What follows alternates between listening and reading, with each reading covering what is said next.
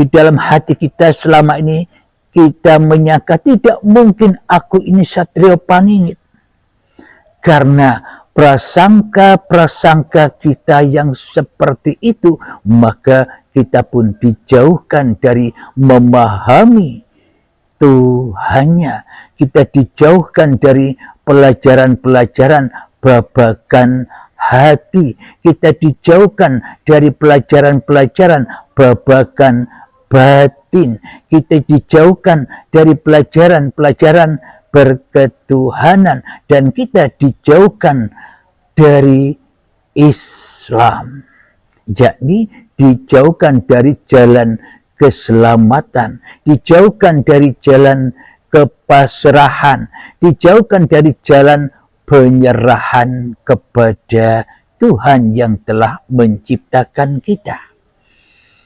Karena selama ini kita berprasangka kepada Allah dan kita berprasangka kepada diri kita sendiri yang demikian, maka abadan abada selama-lamanya kita menjadi hambanya syaitan. Abadan abada selama-lamanya kita menjadi hambanya hawa nafsu kita sendiri. Semua itu karena prasangka-prasangka diri kita sendiri yang tidak mau menyadari hakikat diri sejati manusianya dan hakikat diri sejati Tuhannya. Alhamdulillahirabbil alamin. Kebanyakan kita semua umat manusia, ya termasuk saya, selama ini hanya mengedepankan, hanya mengunggul-unggulkan, hanya membangga-banggakan, hanya memulia-muliakan babagan kedoliman. Apa babagan kedoliman itu? Babagan syariat manusianya. Yang kita banggakan adalah babagan diri kita sendiri daripada babagan Tuhannya. Yakni kita merasa lebih bangga dan kita merasa lebih mulia daripada mulianya Tuhan, daripada kebesaran Tuhan, daripada kewujudan Tuhan, daripada kemuliaan Tuhan. Kenapa? Karena kita selama ini kita membangga-banggakan diri kita sebagai manusia, karena kita selama ini tidak sadar bahwa kita ini ciptaan Tuhan.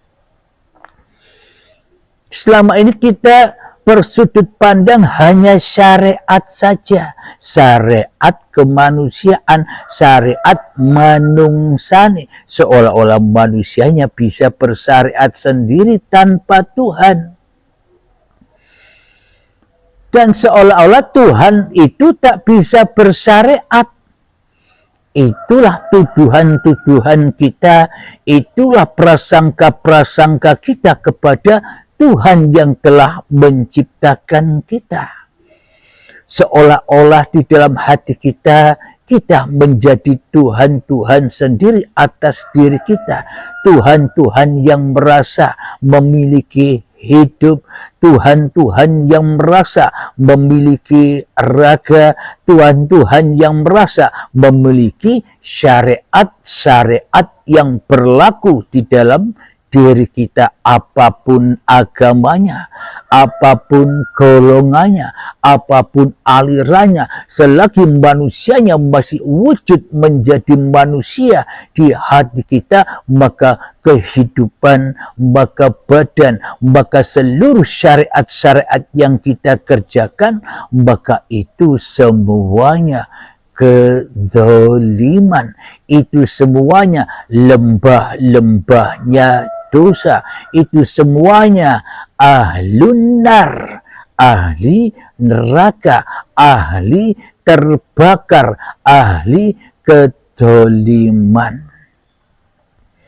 Jadi selama ini Satrio Paningitnya masih berada di dalam neraka, digembleng, disiksa, dengan apapun yang dicinta-cintainya di dalam hatinya. Toh ujung-ujungnya nanti seluruh manusia, apapun agamanya, apapun golongannya, apapun alirannya, toh ujung-ujungnya ya kembali kepada Allah. Baik itu dengan sukarela atau dengan paksa azab yang pedih saat syakaratul maut tiba. Alhamdulillahirabbil alamin. Sampai sini semoga kita termasuk saya memahami tentang Satrio Paningit ini. Sejatinya Satrio Paningit ini adalah rasul-rasulnya Allah, nabi-nabinya Allah yang selalu menjadi hamba Allah, yang selalu mengabdi kepada Allah. Apa buktinya? Satrio Paningit ini sejatinya adalah nabi-nabi Allah, rasul-rasul Allah, khalifah-khalifah Allah, pesuruh-pesuruh Allah, utusan-utusan Allah. Apakah buktinya?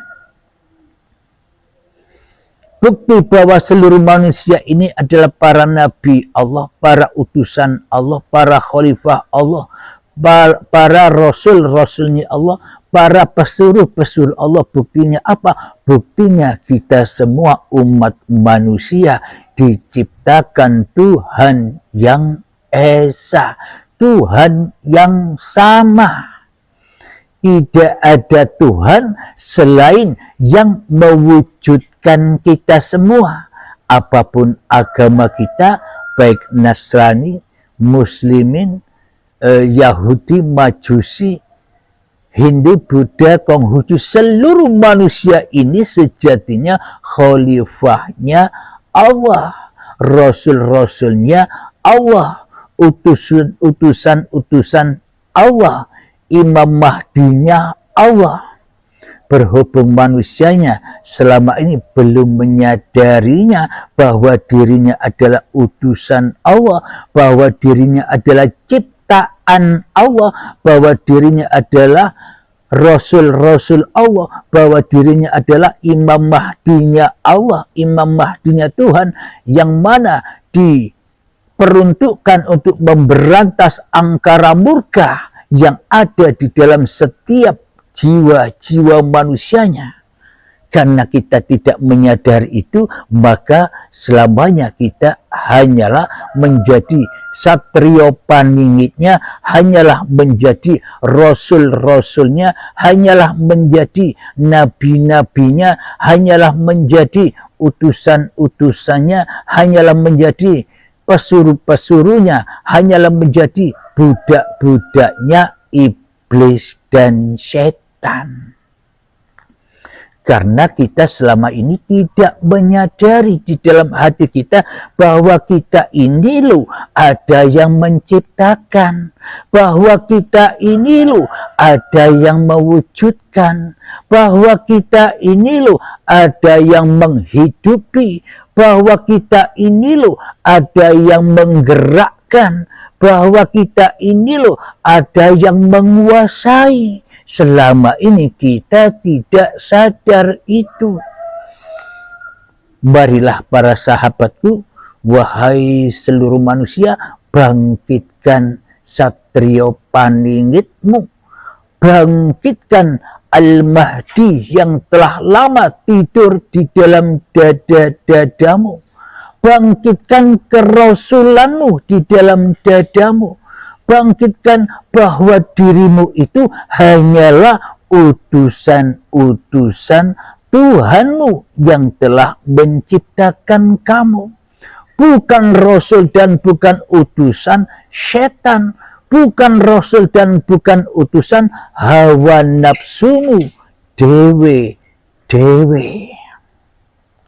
Selama ini kita beragama dan bertuhan apapun agamanya, apapun Tuhan-Tuhan yang kita sebut, itu sejatinya Tuhan yang satu, Tuhan yang esa. Tak ada Tuhan lagi yang disebut Tuhan kecuali Tuhan yang menghidupimu, yang mewujudkanmu. Siapakah dia Tuhan itu?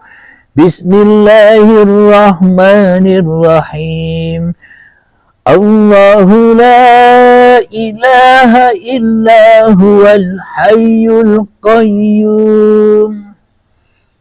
Allah, tiada Tuhan yang berhak disembah. Dialah hidup, yang menghidupi seluruh apapun yang diciptakannya. Nah, jadi Tuhan itu hanya satu. Siapa? Hidup yang telah lama kita akui sebagai hidup kita ini loh, Tuhannya seluruh manusia. Karena hidup itu hanyalah milik Tuhan. Sedangkan manusia yang diciptakan ini sejatinya tidak ada. Sejatinya gaib, sejatinya mati. Itu yang tidak kita sadari selama ini. Sehingga kita selalu menjadi satrio paningitnya iblis dan setan, guna diajari, guna dibimbing untuk menentang-nentang, untuk menyerang-nyerang Tuhannya. Jadi beragama dan bertuhan kita selama ini yang masih ala syariat, yang masih terkungkung dan terbelenggu dengan hukum-hukum syariat, itulah yang dimaksud binaan-binaan iblis dan setan. Kenapa saya bilang seluruh syariat-syariat agama-agamanya manusia itu adalah binaan iblis dan setan? Karena di dalamnya nafsi, karena di dalamnya mengaku-akui bahwa syariat ini adalah syariatku sendiri.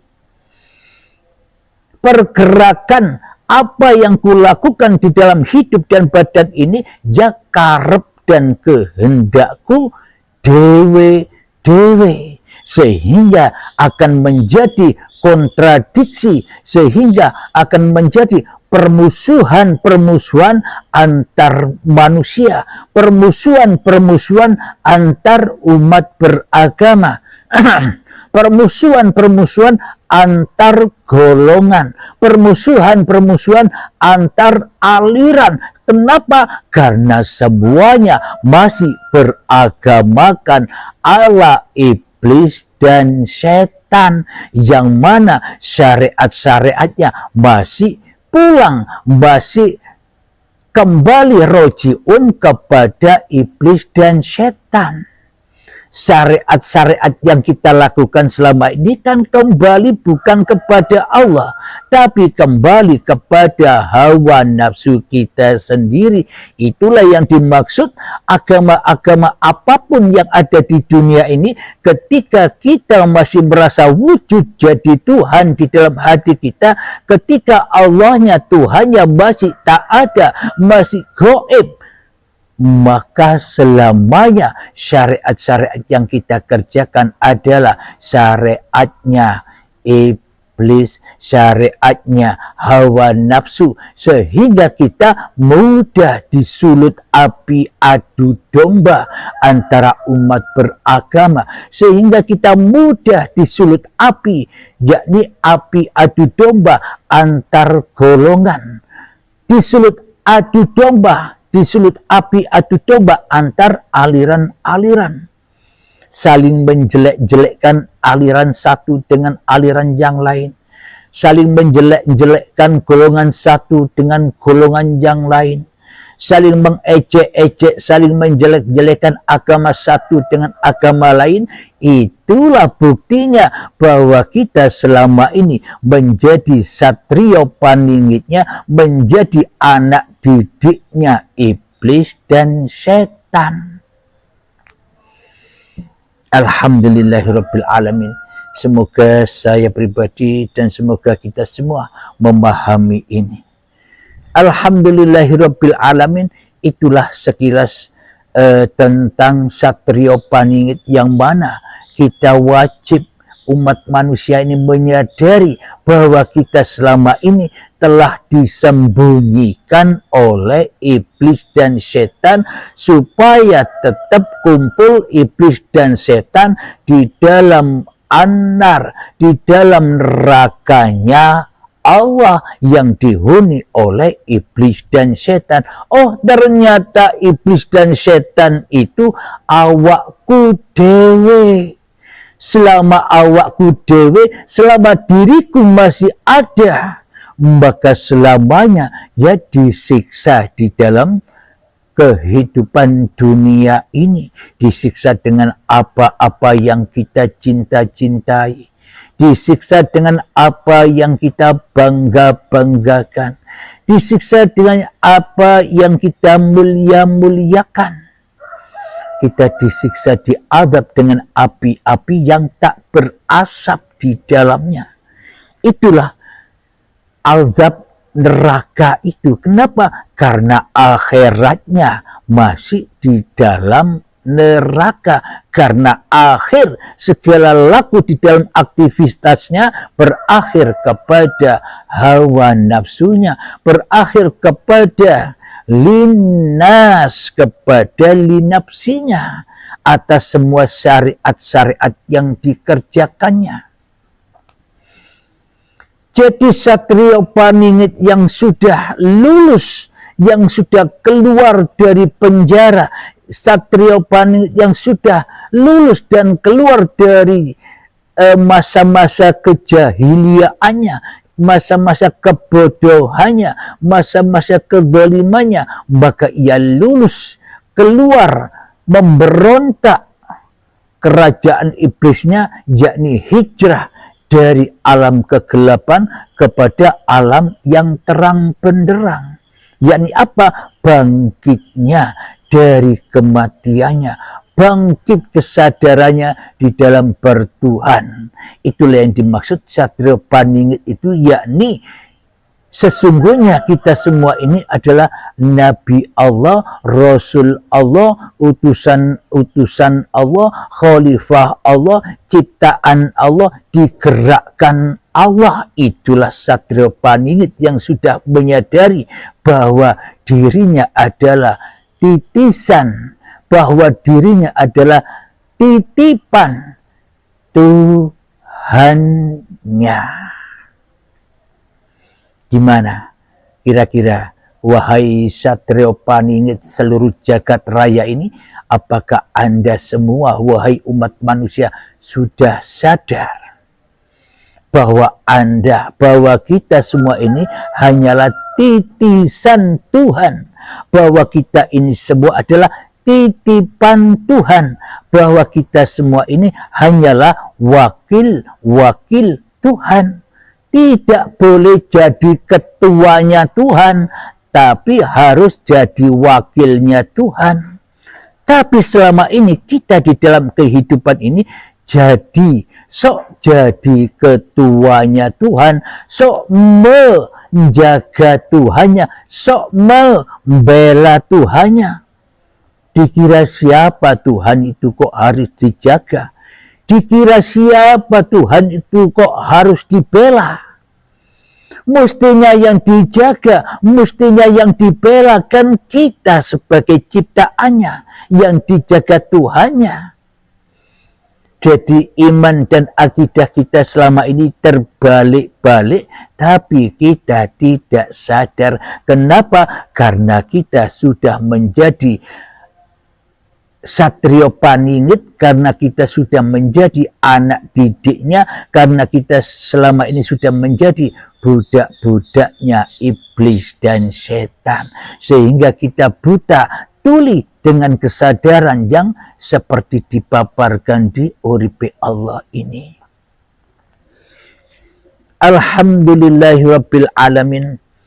Jadi inilah Satrio Paningit yang terpendam.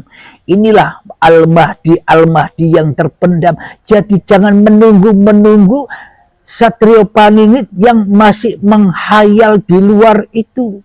Jangan menunggu Imam Mahdi yang menghayal halusinasi atau imajinasi yang hanya angan-angan saja yang ada di luar itu.